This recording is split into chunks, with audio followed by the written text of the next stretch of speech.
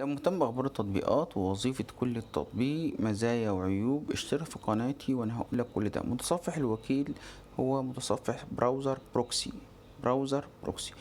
المميز في التطبيق انه بدون اعلانات، كمان تقدر عن طريق التطبيق ده تشغل ال VPN وتبقى تحمي خصوصيتك، محدش يقدر يعرف انت بتتصفح ايه او بتتفرج على ايه.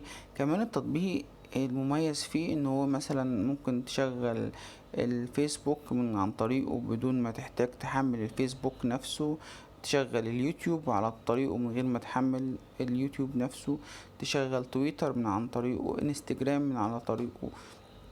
كل ده حسابات هتسجلها او هتحملها، محتاج تحملها على تليفونك، لكن لو انت محمل التطبيق ده هتقدر تشغلها كلها بوضع خفي، فمحدش يقدر يعرف انت بتتكلم منين.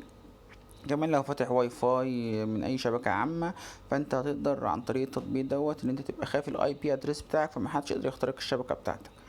واي فاي، في بي ان مجاني سريع، خصوصية، كل ده واكتر هتلاقيه، ومنع اعلانات. هتلاقيه على تطبيق متصفح الوكيل، حجمه 18 ميجا، محمله 10 مليون مستخدم. لو ما كنتش اعرف التطبيق قبل كده وعرفته من خلالي، شير ولايك وسبسكرايب. لينك التطبيق سيبهولك في الديسكريبشن.